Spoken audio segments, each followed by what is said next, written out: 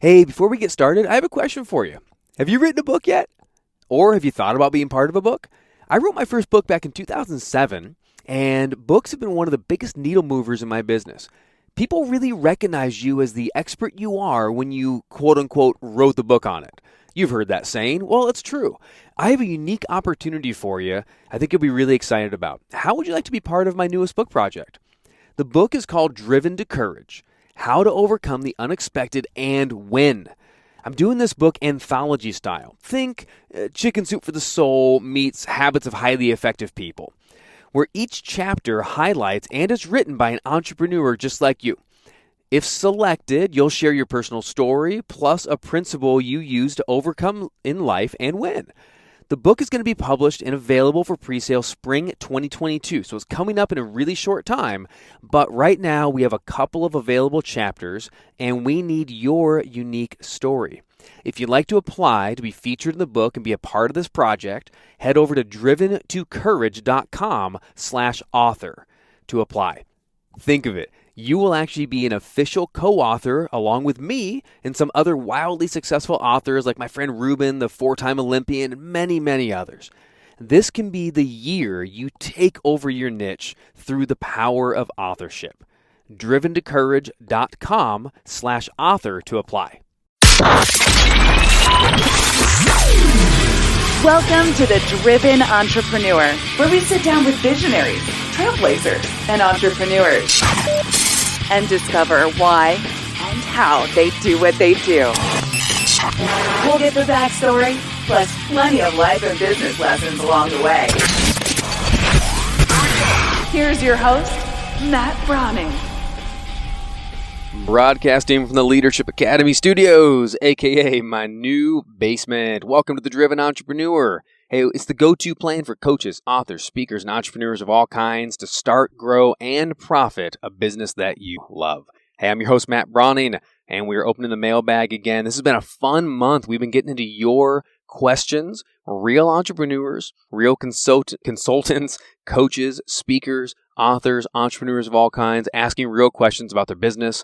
Today's question is all about social media. It comes from Christine Bright. And Christine says, this is a long question, but the gist is pretty short. How do I determine which social media platforms to invest time and money in? Ooh, that's a great question. She said, I get emails daily saying how important it is to build your business and presence on social. Of course, each platform says they're the best, and it's overwhelming. That's not a smiley face. She put an emoji. It's not a smiley face. It's one of those little smiley emojis where they have the eyes looking up and going, the eyebrow raise. All right. So Christine, that's a great question. I'm going to answer it my way. This is not the gospel truth of social media. I'm not a social media expert. I don't claim to be, but you asked, and I'll tell you how I approach social media. Okay. So the way I answer these questions, pretty much is if I woke up in your shoes, or I'm going to answer the question with how I would do this in my business and try my best to kind of back into what your situation might be. So not knowing everything about your business, Christine, if you have a business that is primarily you, all right, you're the face, you're the brain, you're the heart, the influencer, the solopreneur especially, this is extremely important to recognize that you are the face of your business, right? Now, this is different than if you, maybe own a retail shop, let's say. You have an olive oil company with a retail front where you might have your face as part of the brand, or you might just be the owner and the brand is separate from you. Okay, so those are the two different distinctions of a business type I would put when you look at social, and here's why. If you are the business, then you really need one major channel, meaning like one social presence. Like for me, it's, I have some different brands, but by and large, I'm building the Matt Brauning brand, right?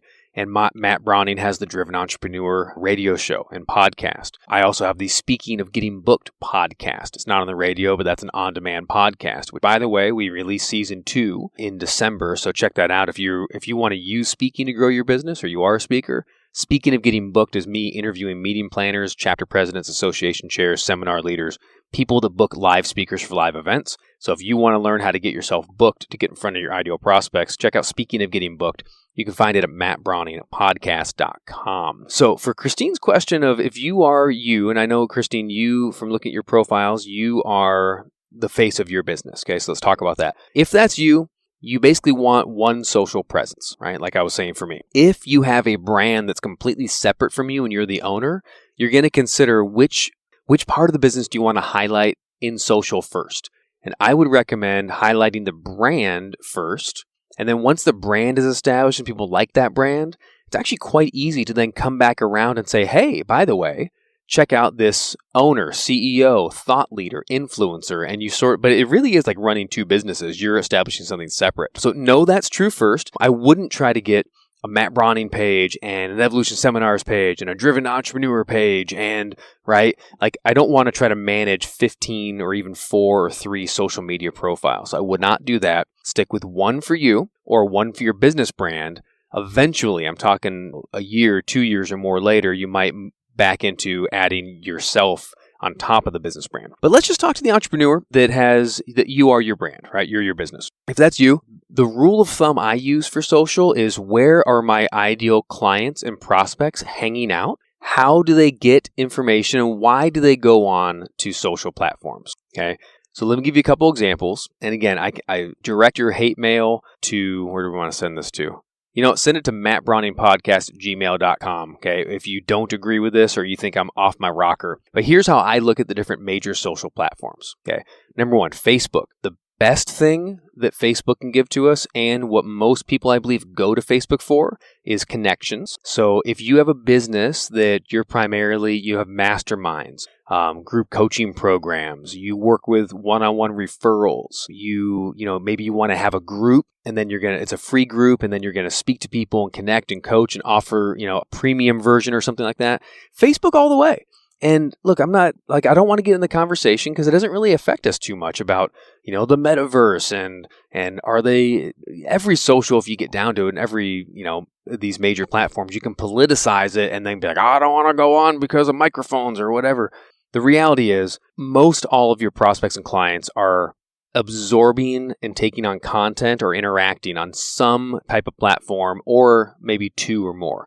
But what's funny is if you ask the average person, most of us aren't on like 4, 5, 6 platforms consistently, regularly. We're not diving into them. Most people have their favorite 1 or maybe 2 based on what they're into, how they consume content, and what they're looking to do for themselves.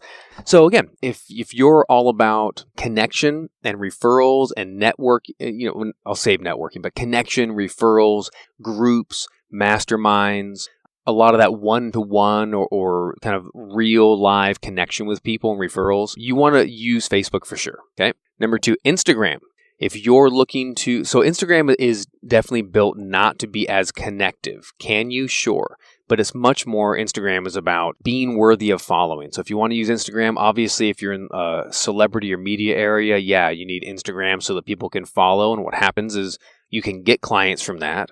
But the biggest thing you can get from Instagram is as you grow a platform of followers, you can leverage that for sponsorship deals, leverage it for speaking, for, if you came to me and said, hey, I want to be on your podcast and I have 3 followers versus 300,000, well, that's a different conversation, right? So Instagram is very much about that. It's obviously as well, I don't say younger demographic, that's not accurate any longer, but you're going to have that, late 20s, 30s, 40s demographic, right? Whatever that age is, the millennial/Gen X is very Instagrammy, right? Whereas obviously the older generation, right? So my parents in their 70s are really figuring out Facebook now, but they don't even know what Instagram is.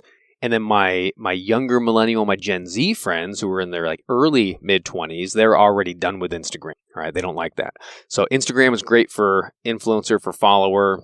And again, if you have a visual medium, right? If you're doing, you have a flower shop, you're creating, art, things like that. Obviously, you want something with video and photo. If you're a thought leader, if you're a coach, man, Instagram's also great. Facebook as well, because you can do, Reels and Instagram TV, and you can do short clips and up to, 10-minute videos and things like that. Okay. So that's one of them. That's kind of what I would look at that. But do you need to necessarily be both? Not necessarily.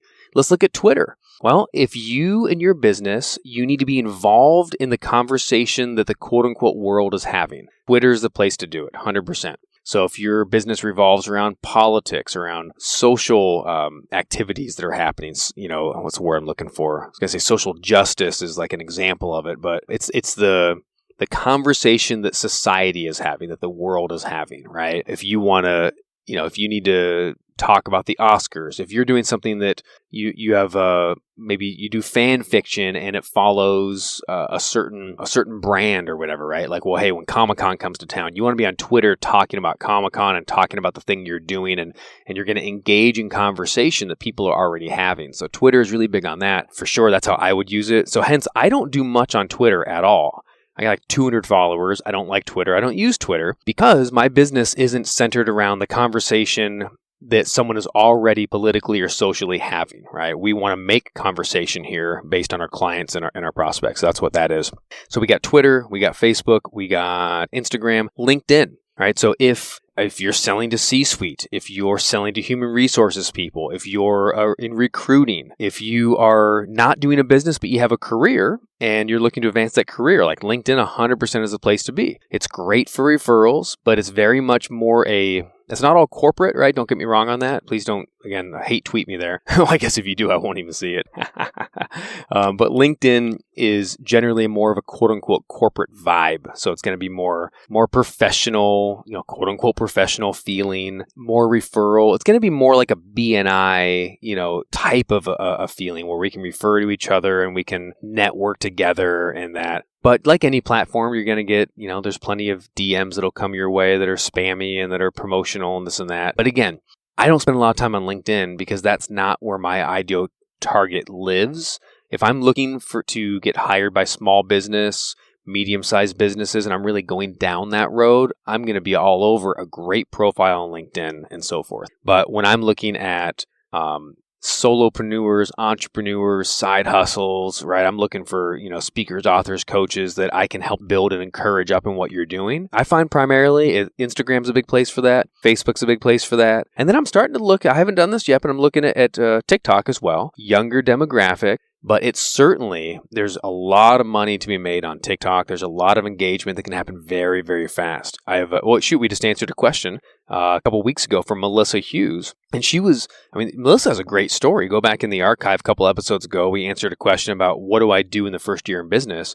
And Melissa has a great story that she used TikTok. And she was a mom of two, still is, but a mom of two that had to work and was, not enjoying it to make ends meet with the family. And then she started going on TikTok and being a faith-based mommy influencer and just encouraging other moms and showing fun videos. And some videos went viral. She blew up, and all of a sudden now, you follow Melissa on TikTok, she got a couple 100,000 followers, and she's making more money now with her side hustle. She's quit her job. She's home full time with her kids, and it's all because of TikTok. So it's like, good for you, Melissa. And look, Melissa, she's great, but you can do this. Like if this is your dream, she didn't focus on 15 different socials. She was like, I can become an influencer on TikTok. I can get video views up, and I can really do this. And then she started focusing on helping people do a similar thing in the coaching space, and now making more money than she was making in her job, and she gets to be home with the kids. So take that as a story to really land on, okay, do I want to focus on one? Focus on TikTok, focus on Instagram, focus on, again, if you love talking in front of the camera, if you love videos, TikTok might be the place for you. So that's what we want to focus on. My recommendation is focus on one primarily. At least think about it in your head this way. You have one primary and then one or two that are like your secondaries, right? So maybe you do your stuff on TikTok, but then you take that and then you put the reel onto Instagram, and then you put the videos as a post on Facebook. So Instagram and Facebook become your secondary. TikTok is your primary, and that's what you do. Or you reverse engineer, right? My primary realistically is Facebook, but then or sometimes it's Instagram, I guess. I go back and forth a bit, but it can be Instagram, and then I can take those posts and put them up on Facebook. And I do my story on Instagram, and then I can post that onto Facebook as well. And I want to connect with people on both levels. All right, I hope that helps. You can follow Christine Bright. Thanks for the question, man. This is a great question. And she's on Facebook at christine.v.bright. And she has some cool gifts too. So you can DM her over there or follow her. Christine Bright. We'll have the link on the show notes if you get this on demand at mattbrowningpodcast.com. And her gift, this is really cool. 3 powerful strategies to win at the game of parenting. Hey, we need that. Thanks, Christine. So I'm looking forward to that. Make sure you follow and jump with her. And then, of course, follow the show. Make sure you subscribe wherever you get podcasts. You can hear this, of course, on the air, but you can also get this on demand anywhere where you get shows. The paywall is gone. It's completely free to get back to the archives. Hundreds of episodes interviews with driven entrepreneurs just like you, and solo episodes where we're answering questions and coaching and helping you with your small business. Thank you for listening. Make sure you ask your question at mattbrowningpodcast.com. Click submit a question. We'll highlight you on the show and answer your question just like we did for Christine Bright today. Thank you so much. You're awesome. You're absolutely awesome. You can do this. I believe in you, and I'll see you next week with your questions answered, or maybe another driven entrepreneur. Bye-bye.